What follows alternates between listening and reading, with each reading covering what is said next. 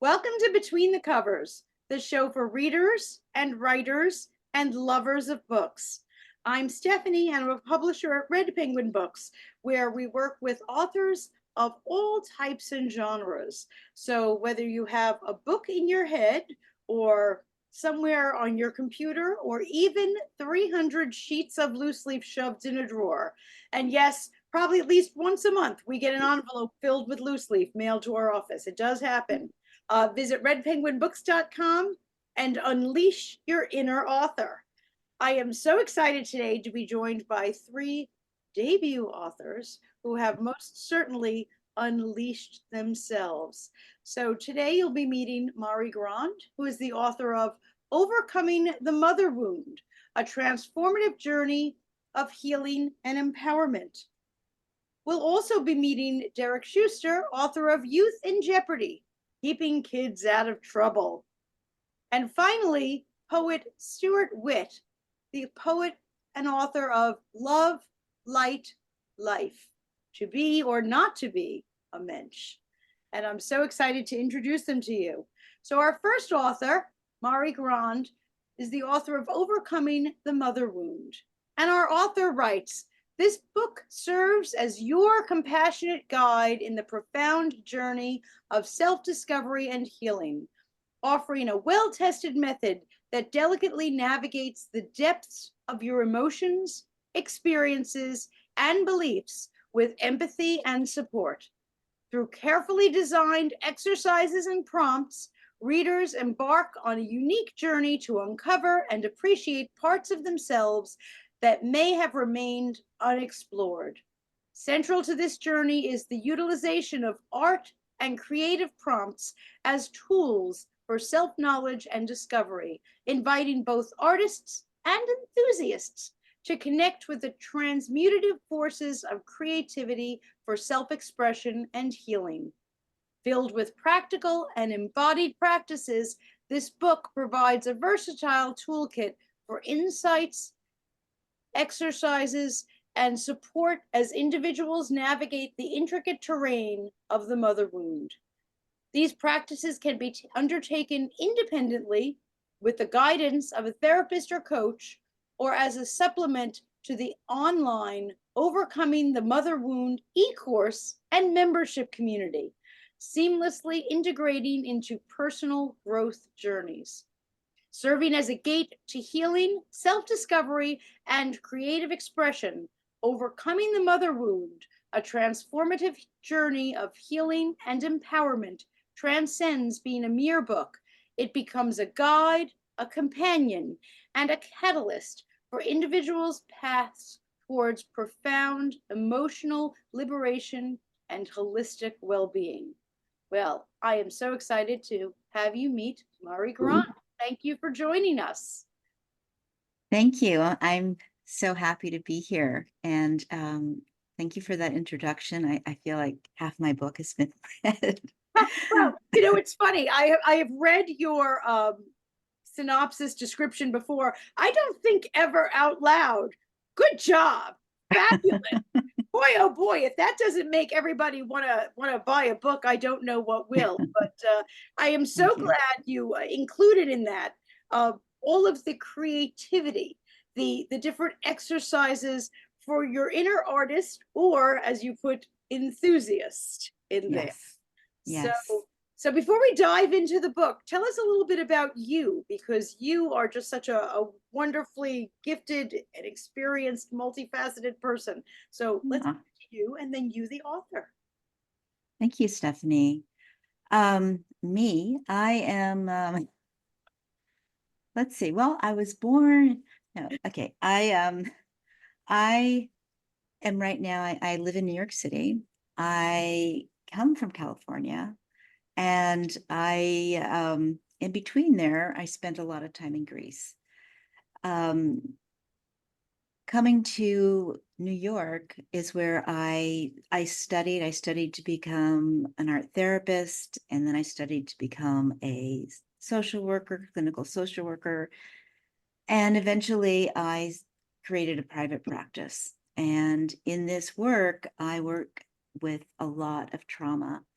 And so given that, I've since learned a lot of modalities and techniques and approaches to work with these clients. And I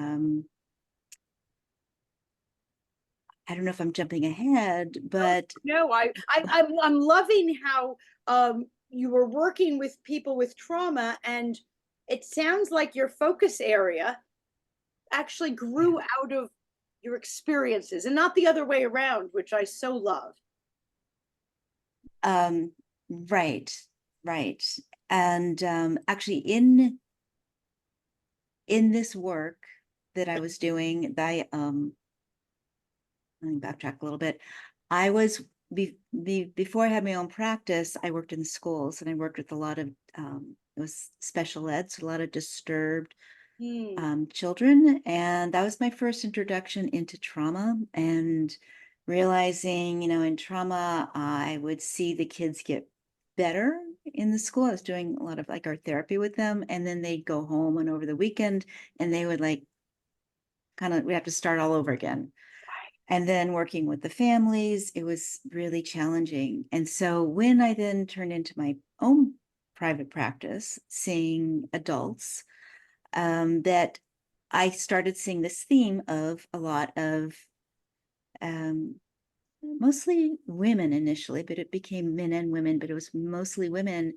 And one of these women said to me, because we are doing all this work around her mother and struggling, and she says, "Oh, isn't there a group for daughters of critical mothers?" And I said, "Sure, there is. Let me go find one." And there wasn't. And so that's how I started a group myself for daughters of critical mothers. And that then morphed into um, overcoming a group for overcoming the mother wound. Right. And you have an e-course also, you have the group, you have your private practice, and now this interactive book. And the book, which fits beautifully with the course or with coaching or therapy, or if somebody is working on it alone, has different exercises. Can you tell me a little bit about Right. those exercises, especially since you were an art therapist? I love that. Right. Well, actually, everything kind of led on one thing onto another because I was doing these exercises and practices with my group. And it just, I wanted to like, well, we do this and then we do that. One would help to build confidence Right. and what I call ego strength. And then one would then express that or challenge that.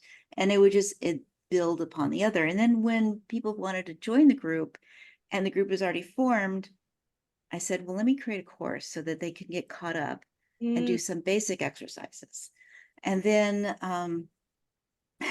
and then the course became bigger and I realized I couldn't do the course as a therapist. I had to create a whole nother entity. And that's where creative healing integration came about. And then I did courses, and then I realized when I wasn't in therapy and it was more of a coaching environment, teaching and coaching, I had to really separate those out.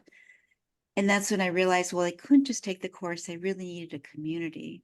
So mm. I created this membership community so people taking the course can also get support with each other, not just with me.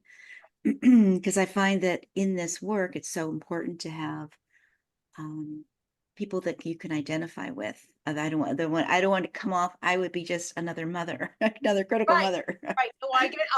I get that. Well, that's what I meant by loving the way this whole thing evolved so organically Mm, from the needs, that every step pushing you ahead, whether it was the practice, the focus, the course, the membership, the book, it was actually because people yes. were asking for it. Exactly. Yeah, it really, and that's, yes, it does come out of a need, and that's really, really important to me. So That thank is you for phenomenal. highlighting that. No, it's so important that you sometimes people create a need. You saw the need. You Right. that Right. was, Oh, that's what, yeah, yeah. and that's the difference, and that's the organic nature. Now, if I'm not an artist, but I had a critical mother. Tell me a little bit about your exercises, because I'm definitely an enthusiast. I wish that I were an artist, but when I look at your book and see the exercises, I think, oh, you're Yeah. tapping into, because we're all artists, aren't we, inside, even if we're not good? Yes. Well, one of the things I do is I provide an artist license because in my courses, but yes, because that's also probably my background in art therapy, is that, yeah, we all have something to say. And Mhm. we're not trying to make masterpieces, we're trying to express ourselves. And we all have the right for that, to do that. And it's so free. And yeah, so somewhat like a typical one of my favorite exercises is to simply draw a circle. I use the mandala a lot because that is really, it helps us focus. It helps us, it's the self, the soul, and we can really, it's something universal that we can identify with. Excuse me, my mouth is really dry. Oh, I'm not please. used to talking so much. Other people usually talk. I was gonna say you're good at listening. I bet you're on the other end now. Right. Um, so with this, one of my favorite exercises is to use using the mandala is to simply put the things that are really important to you on the inside of the circle, and they could be drawn or written. And the things like your favorite things, it could be taking a walk, it could be your best friend, it could be your favorite food, or it's your favorite things inside that make you feel good. And then on the outside, and you draw a real nice thick line, on the outside, you put the things that are stressing you out, that you don't want. And again, drawn or written. And so a simple act like that separates the things that are positive from the things that are negative. And just looking at it, and you use your mirror neurons to just take in and let your brain and your unconscious do the rest.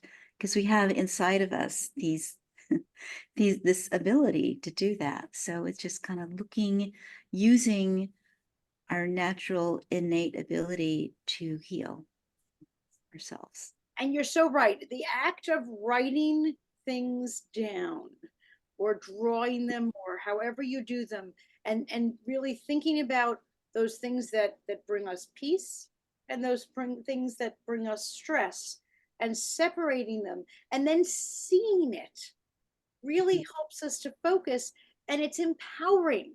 Seeing it on page is, it gives Yeah. us the okay to say, you know what, my life is going to be about these things, not about those things.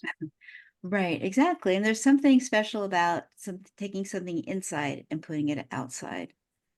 That it sounds so simple, but it's really powerful. Quite frankly, we should all have a piece of paper in our house with a circle as a little reminder, whether it's on our refrigerator or something. Because how many times do we let things into our lives that, if we would have given it a beat, we'd see that it's one of those outside things. Exactly. Yeah, exactly. Exactly. We need to learn to kind of say no to those things, and yes more. Let's schedule time for a walk outside, or Yeah. whatever it is that's bringing the joy. Yeah. Yeah. I love that. I love that it's not just a sit down and read this book, and I'm hearing how wise and experienced you are and insightful, but that I get to do something too. And that's just Yeah. so Yeah. incredibly amazing. I wanted to make sure to share with our viewers, not just your book, but creativehealingintegration.com. You definitely want to check that out, because there's not just a book, there's a community there, a community of people who, like you, want to move forward and want to focus on peace in their lives. Yes. Springboarding right off of that, our next author, Derek Schuster, works with youth. So we Mm. definitely are the trauma filled evening today. And our author writes, while numerous books have tackled the subject of parenting, there remains a significant gap in literature addressing parents. at risk of violent and community criminal behavior. Mm. Remarkably, the discourse around this population often emanates from academic perspectives rather than firsthand experiences in the streets and homes of at risk families. In response to this void, this book provides a distinctive perspective on juvenile misbehavior. Unlike traditional works that rely on dry academic studies, Youth in Jeopardy draws from Derek's 2 decades of experience in violence prevention work in the Bronx and East Harlem. Rich with emotion laden anecdotes, it doesn't just analyze the issue, it delivers what parents, therapists, and teachers across the nation fervently seek: fresh and practical approaches to prevent violence among rebellious tweens and teenagers. One might question the timeliness of Youth in Jeopardy. The book is crafted to address the palpable frustration felt by Americans bombarded with daily headlines of yet another act of deadly violence. It aims to provide insight into the causes of such tragedy and offer tangible remedies, breaking away from the academic discourse to engage with the real challenges faced by families and communities. I'm delighted to introduce author Derek Schuster. Thanks for joining us. Great to be here. Absolutely. And I love that you purposely put there the dichotomy between academic papers and tangible, accessible, works that are talking to the people who are in these situations. That's a biggie. Yes, it is. Honestly, the professors who are sitting in their academic perches, far removed from the streets and the homes where youth violence and delinquency takes place, just probably do not have a clue as to the reality of the situation. And I feel very privileged to have spent all the time that I have, in the homes and the streets, to try to get really a realistic understanding of why youth crime has developed recently at younger ages and what can be done about it. Absolutely. Tell me a little bit about your background so that our viewers can hear how you evolved in working with youth and actually in writing this book. So I was born in Manhattan. I went to elementary school at a place called St. Bernard's, which was right on the border of East Harlem. So at an early point in my existence, we were mugged sometimes, and I was sort of introduced to criminal behavior and saw the difference. Like 96th Street was the demarcation between the Upper East Side and East Harlem. They were very different places, but I got a little bit of an insight into how East Harlem became what it was, and I became interested in preventing social problems at an early stage, before they became acute. And I spent my career in 3 different prevention capacities. First, in drug abuse prevention, setting up programs in the New York City public schools. Secondly, in child abuse prevention, child abuse and neglect prevention, by founding an organization called Family Dynamics.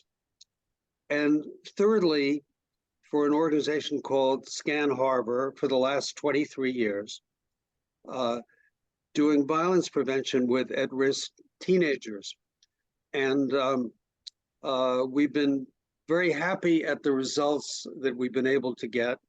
The primary goals of our work have been avoiding arrests and rearrests, and we've been able to reduce rearrests by 70%.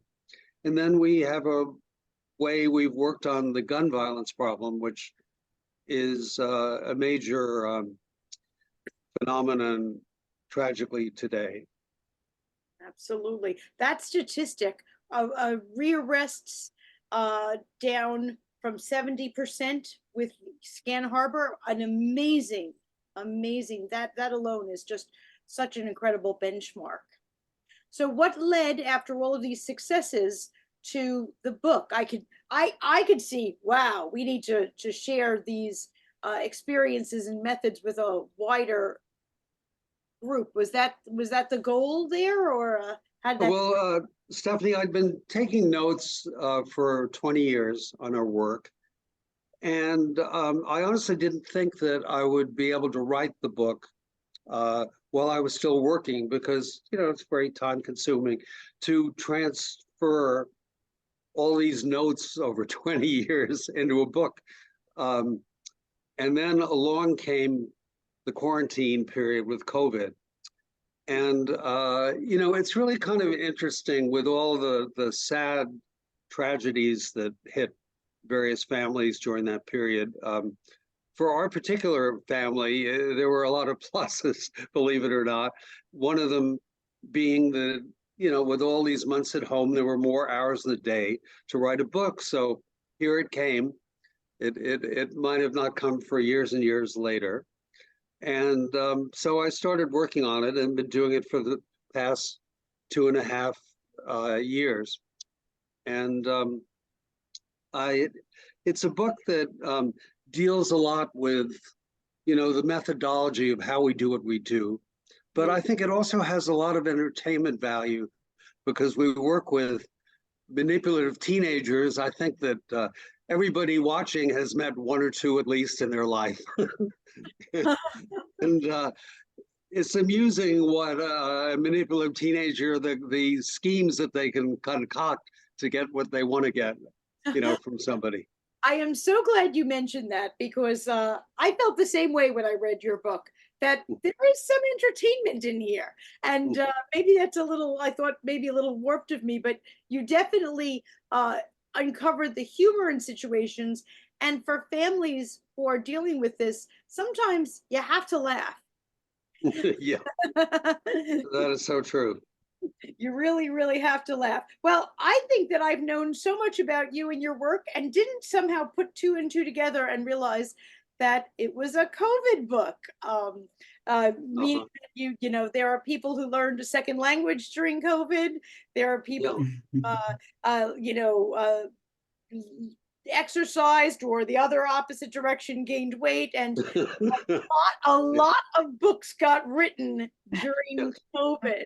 And I don't think I realized that yours was one of them. So I am thrilled in that sense. I will definitely put your book as one of the COVID positives. I'm in the COVID box. Okay. COVID box, but we ourselves as a publishing house, we were publishing books, around the clock. We couldn't believe how much COVID activity there was. There really was.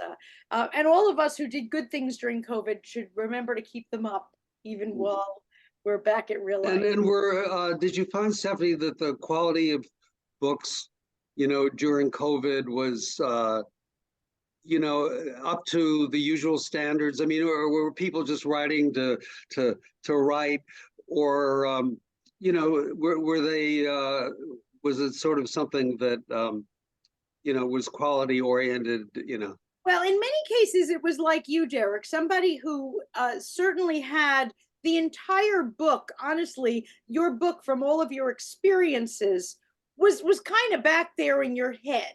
If there was a way, I always jokingly say, I wish we could take a USB drive and just kind of stick it in our ear, because people like yourself who have decades of experience and knowledge, if we could have just done that, it would have been a lot easier on you than sitting there typing it. So there are people like yourself who had the book and had the experiences. But to your question, on the other end of the spectrum, there were a lot of people who were writing in short form during COVID. I think people needed an outlet, almost like Mari describes, with creative expression and needing to get things out.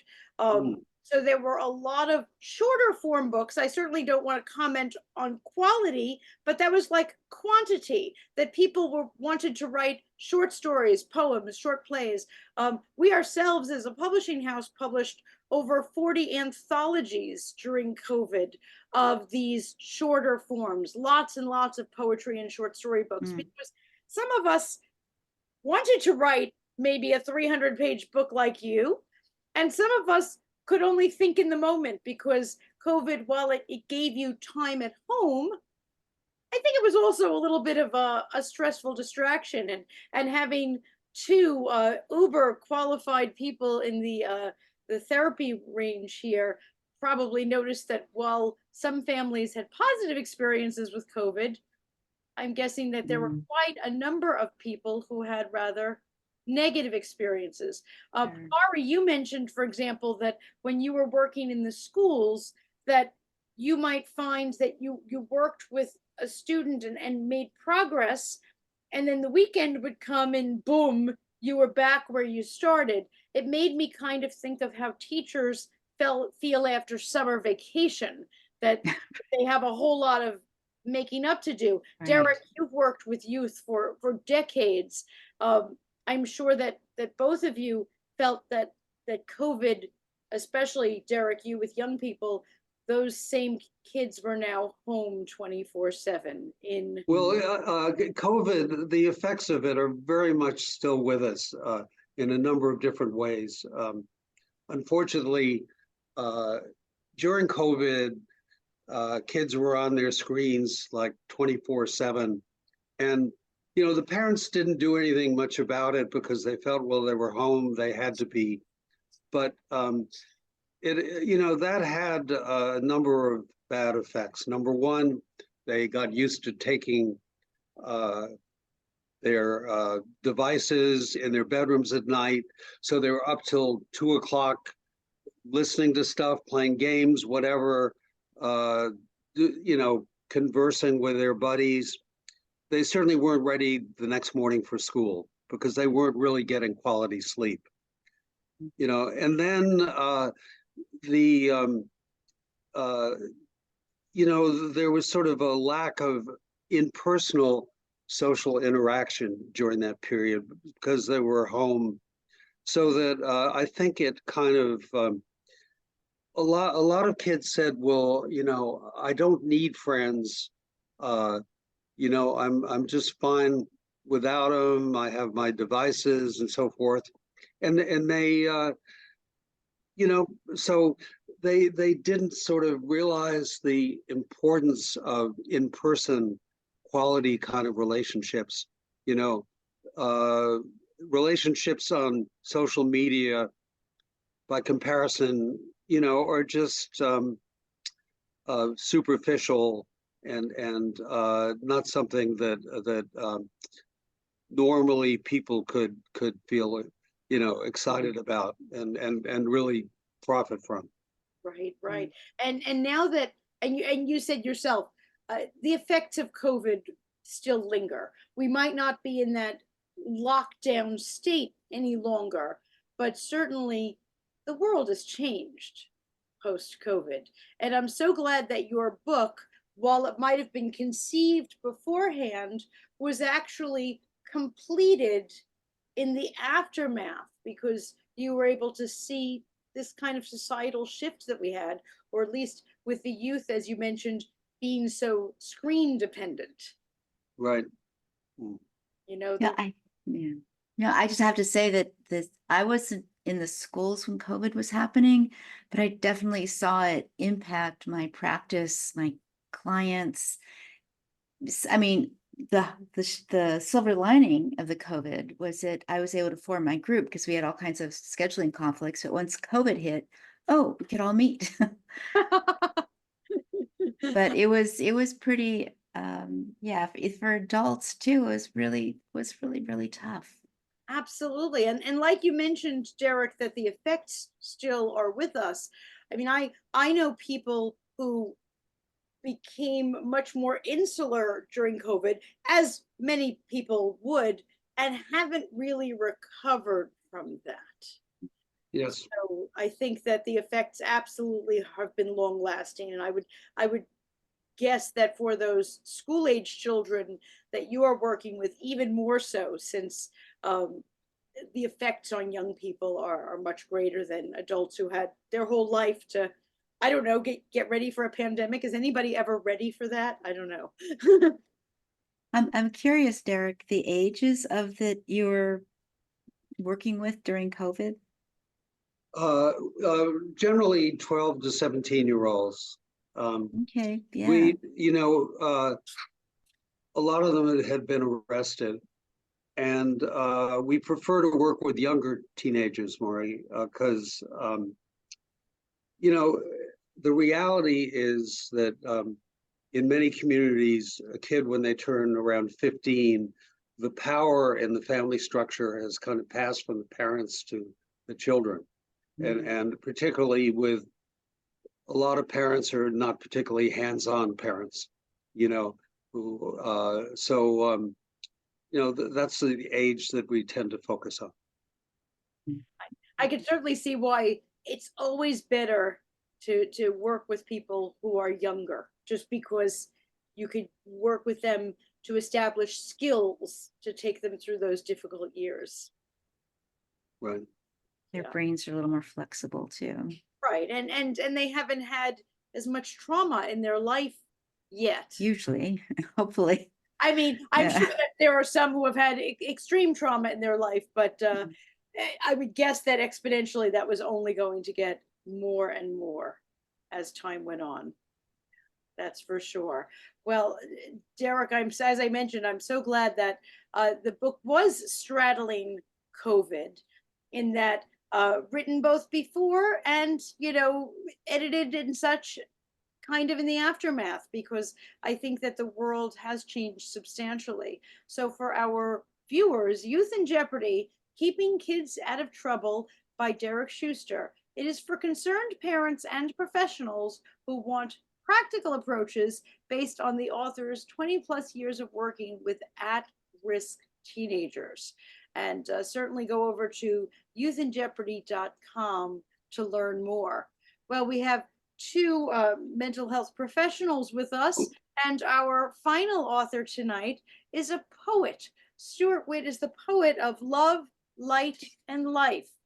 And Stuart writes of this book: step into the luminous world of love, light, life. A captivating collection of heartfelt poems that illuminate the path to self discovery and resilience. In this enchanting anthology, the author weaves a tapestry of verse, each strand intricately crafted to impart profound lessons about love, light, and life. The poems within these pages are a gentle guide, inviting readers to explore the depths of their souls. Through evocative language and poignant imagery, the author poses introspective questions, urging us to recognize the inherent beauty within ourselves. As the verses unfold, they raise a poignant inquiry. If we fail to acknowledge the radiance within, how do we navigate the labyrinth of life without stumbling into self-imposed darkness? I'm so delighted to introduce you to poet Stuart Witt. Thanks for joining us. Well, I'm joining you. I don't know if I wrote all of that, but anyway. Well, you wrote all the poems and one thing I love that is interspersed with your poems are the questions. That is so interesting to have poetry, visuals, and reflective questions all coupled together. So tell us a little bit about you and how you got started on this book. I don't know. Well, I Let me. I can take some guesses and some. I mean, wrote poetry for many years, Mhm. and I didn't have any idea of writing a book. Writing a poem already was like a big stretch for me. And So, but I learned by doing. And I learned by attending creative writing workshops and listening to other people. And I mean, while you had discussions with the other two guests, I was listening and drinking in what people were saying and what they were feeling. So I'm not a therapist, but lots of things I think can be therapeutic. Absolutely. I was thinking the same thing, Stuart. I was thinking how you're not a therapist, but the poets of historically have been those who look at life and manage to sum it up in just a few words that just cut right to the quick, which I absolutely adore about poetry. I know you are working in writers' workshops, and because I know you're your instructor, and that's a wonderful way to get started. Tell us a little bit more about those workshops. Did you find them intimidating at first, or did you melt right in with no problem? Well, I didn't know enough to be intimidated. Uh, so I just did what I needed to do to be part of what was happening. Mm. So sometimes too much knowledge is a bad thing. It intimidates us, huh? Well, me anyway. I don't want to speak for anybody else. So, but mostly there was so many good things that were people were sharing. And again, I was just drinking it in. That's fabulous. And when you have an open mind and an open heart, and you give credit to other people, then you gain something. Because your soul is open, your heart is open, your mind is open, you're open to experiences, you're open to experiences that other people had and how that led to what they wrote. And the creative writing workshops weren't only for poetry, but they were also for novels and short stories, et cetera, memoirs, what have you. And the broader it is, the more perspective you have. And so I wasn't too intimidated because, look, I am who I am. I am what I am with my strengths and my weaknesses. And I can only do the best that I can, but I can learn from other people and I can grow as a human being and as somebody who tries to express themselves, whether it's in a program like this or in a creative writing workshop or what have you. Well, So, I love that you are soaking it all in. That image of you even sitting there while we were talking with Derek and Mari, and you were soaking it all in. And when you're out there in the world, whether you're in a grocery store or whether you're in a writing workshop, you're the ears. And then your poems take all that you soaked in on paper. Was it hard to put it that's beautiful. I love what you said. I don't know what I did, but I love what you said. That's what you did. You took it all in and put it on paper. I want to share with our readers just this one even you have on the cover of your book. If we do not recognize the beauty within our souls, how will we cope? If we dig ourselves into holes and in bondage to distress, spiral out of control. Oh, beautiful, beautiful. Is it hard to get it on paper? Do you find yourself staring at a blank page forever, crossing out a million times, revising, re-revising, re-revising? Because poets are very different from novelists in that you write with very few words, so every word counts. So tell me a little bit about your process. Well, every word does count, but there's and absorbing and listening and trying to empathize with people and be compassionate to people so that I am open is all very, very important to me. But there's another step, and that is that mostly I don't know things. And I can be stupid and I can be ignorant and I could not know what to write. So what I do, one of the things I do is to say, okay, I'm not such a wise person. And just step out of this and let what comes to me come to me. Gotcha. And what comes to me may be okay, but the chances are it's not too okay. It's just the first step. And then I have to say, well, what experiences relate to this that I'm writing? And what makes it meaningful? And just get out of the way and be ready for the next step and let the next thoughts and feelings and experiences come to me.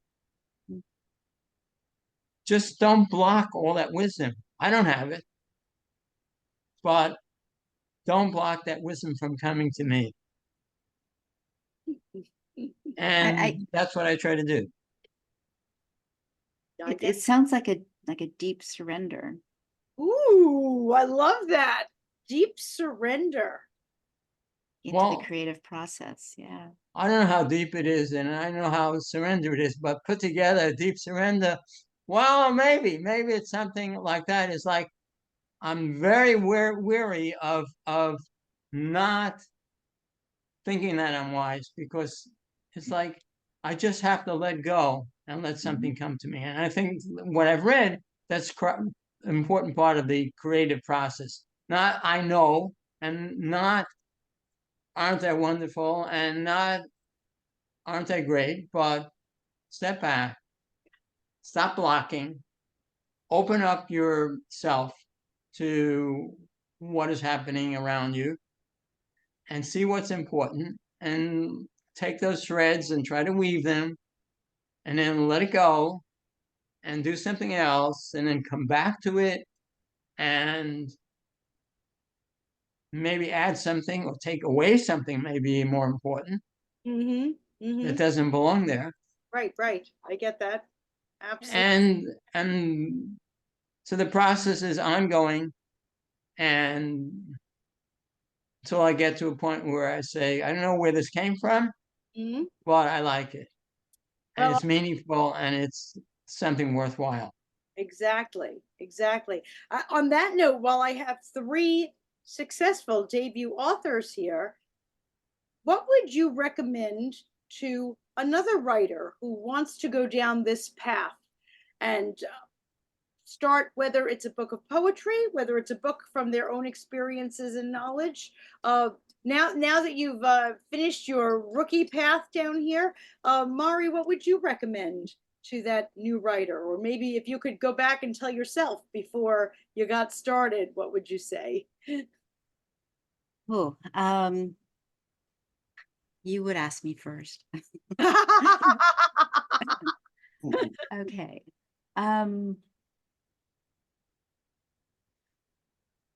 Well, I mean, something I always encourage is to trust your gut.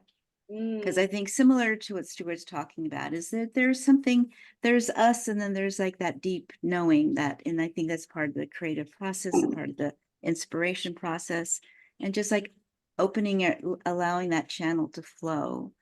I mean, I was fortunate enough to have support in like guiding me into where it would be, but then that was also a sort of surrender of, okay, this is what's happening, this is what's coming to me, this is what's needed, and just being open to what is around you and what I think everybody, like Derek also with his experiences and Right. yeah.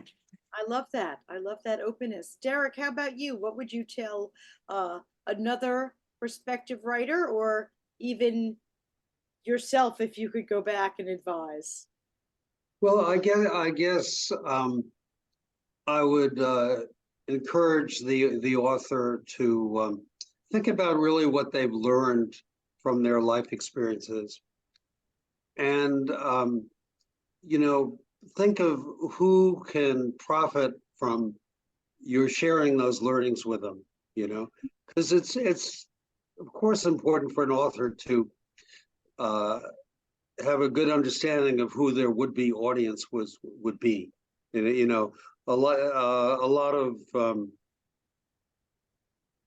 books that are less than successful.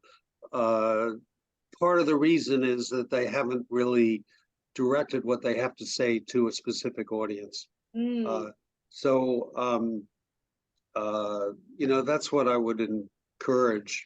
Uh, those two things really: what they've learned, who can benefit from it, and then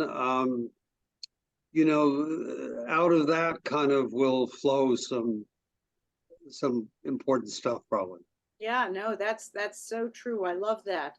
And and Stuart, how about you? What would you tell a future writer, or even if you could think back to if you could have advised yourself before you started writing this book?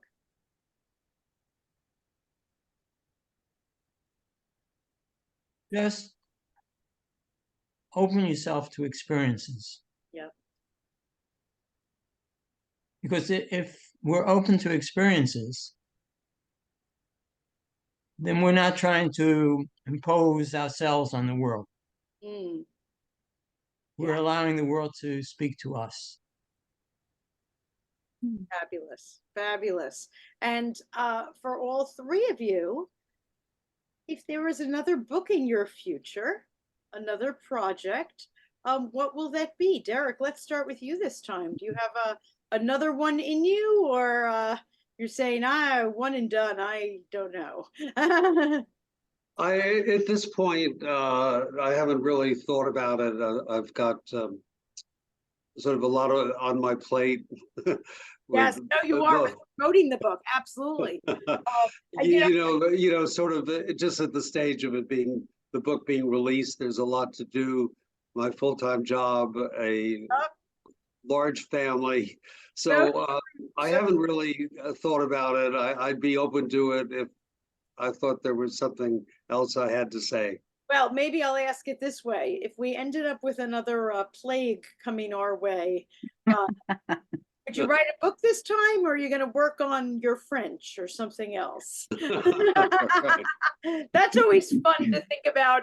If this ever happened again, I'm sorry that I didn't learn a second language during that one. How about you? Is there something that if we got hit again, you'd do differently? Talking to me? Yes. Yeah, yes. Um, no, I don't know. I mean, I just have to kind of sort it out. It's sort of, I don't know. It's kind of a hypothetical uh, question that could lead in a lot of different directions. That's And very true. yeah, That's I'm very, I'm very just not. I can't on a moment's notice sort it all out quite yet. you have no thoughts of next plague, I'm gonna do X. Okay. Right. I I hope it doesn't come down to that. hope not. I absolutely hope not too. Stuart, how about you? Well, Stuart, I just have to tell all of our viewers, while I don't know if there's another book coming, but every single day since the book was officially, I'll say, officially finished, Stuart is still writing poetry, still sends me a poem a day almost without fail. And so there was a big period of time of, could we still add this one? Could we still add this one? So I don't even know if I want to ask Stuart if there's another book in him. I'm not convinced he finished this one. I agree. Stuart won't have a second book. he'll just have a second edition with all the stuff that he's been trying to throw into the first book, and a third edition with all of those things, right? Still writing. Could well be, I know, Stephanie. I know you very well, don't I? You absolutely do. I can't hide from you. And if I have any wisdom, I won't even try.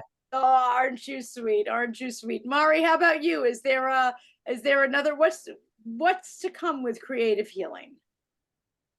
Well, actually, I thought you might ask this. So I thought, well, I should well, be ready for this question. yes, I was. Yeah, I should have gone first. Um, well, I thought of the father wound, but I said, no, I maybe.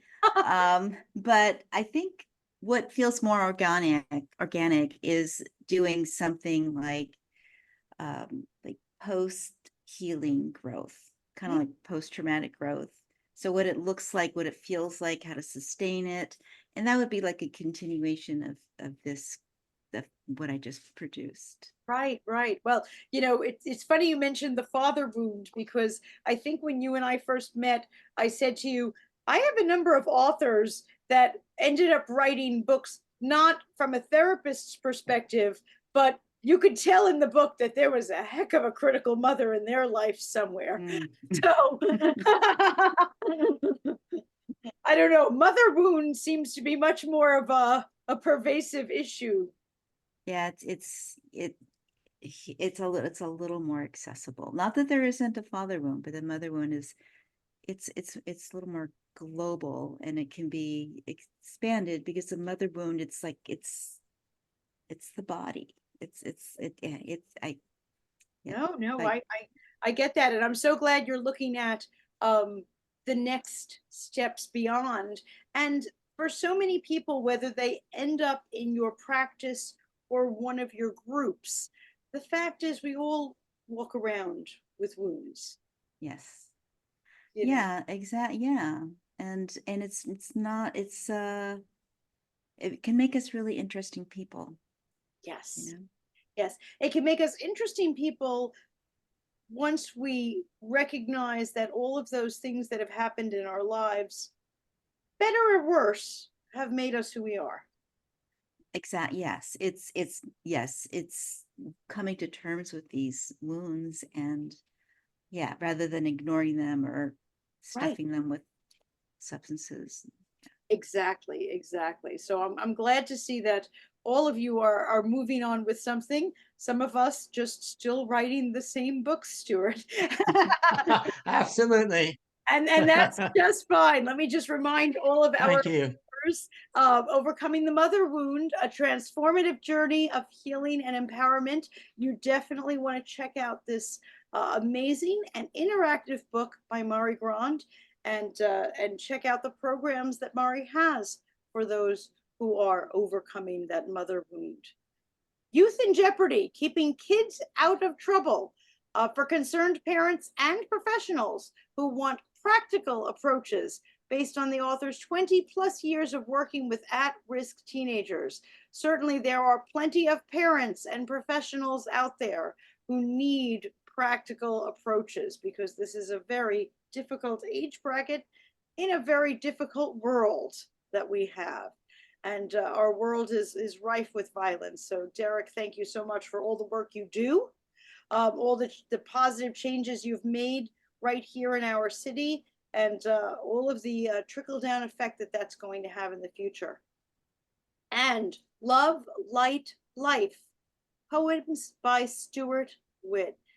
Stuart has such a wonderful way, you can read it right there on the cover, of capturing little vignettes and encapsulating emotions and feelings and observations. Because as you met Stuart, he really is someone who is just sucking it all in this world, and watching and experiencing, and then turning those experiences into words that you can read and feel and experience for yourself. So I'm so grateful to our three authors today who make such an impact in the world and on writers everywhere. So thanks so much for joining me tonight.